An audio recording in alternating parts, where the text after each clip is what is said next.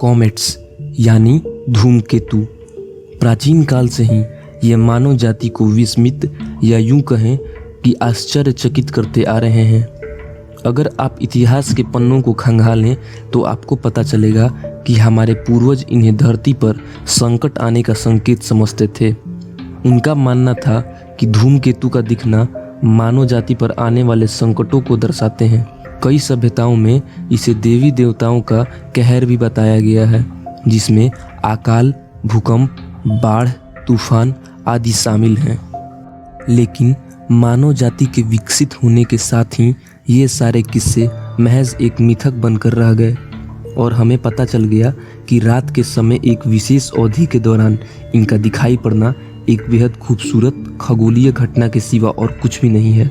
और आज हम इन्हें डर के साथ देखने के बजाय खुशी और उत्सुकता के साथ देखना पसंद करते हैं। और सबसे खुशी की बात तो ये है कि ऐसा मौका फिर हम सबकी झोली में आ गिरा है, जब 27 मार्च 2020 को नासा के नियोवाइज यानी near earth object wide field infrared survey explorer space telescope ने अंतरिक्ष से आते हुए इस नए धूमकेतु की खोज की।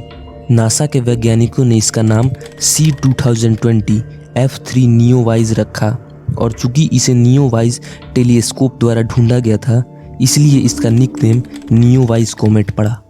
जून के शुरुआत के बाद से ही कॉमेट नियोवाइज ने अपनी लंबी टेल और बहुत ही डेंस कोर के साथ चमक बिखेरना शुरू कर दिया था। इस धूमकेतु से प्राप्त हो रहे सिग्नल्स ने बताया कि ये आकार में 5 किलोमीटर जितना बड़ा है।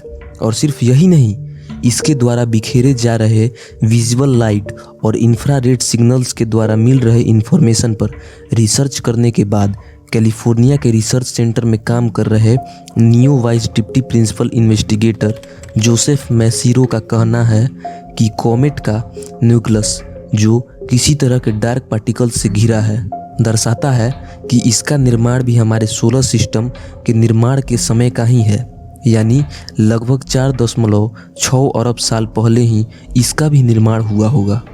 3 जुलाई 2020 के आसपास ये कॉमेट सूर्य के सबसे करीब से गुजरा था। तब सूर्य से इसकी दूरी महज 4 करोड़ 30 लाख किलोमीटर के आसपास की थी और फिर से ये अंधकार की ओर यानी स्पेस की तरफ अपनी यात्रा करने लगा।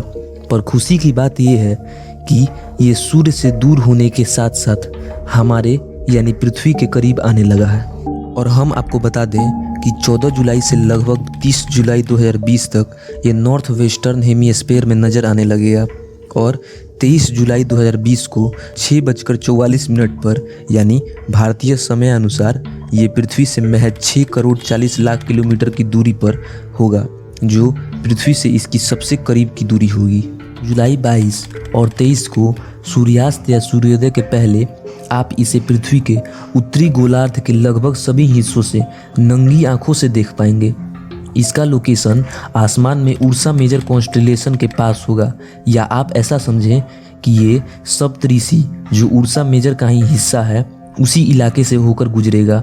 तो आपके पास एक बहुत ही सुनहरा अवसर है जिसमें आप इस शानदार दृश्य का लुत्फ उठा सकते हैं, क्योंकि अगर आपने इसे देखने का मौका गंवा दिया तो फिर इसे लगभग 6800 साल के बाद ही देखा जा सकता है। और मेरी गणित के अनुसार आपकी आने वाली 60वीं से 65वीं पीढ़ी ही इसे देख पाएगी। तो आज के इस छोटे से एपिसोड में बस इतना ही। अगर आपको ये वीडियो अच्छी लगी तो लाइक करें, हमें कमेंट करके बताएं कि आप इस कॉमेट को देखेंगे या नहीं। चैनल को सब्सक्राइब करना ना भूलें ताकि ऐसे ही रोचक और ज्ञानवर्धक तथ्यों के बारे में आप जान सकें। तो मिलते हैं अगले वीडियो में, तब तक के लिए नमस्कार।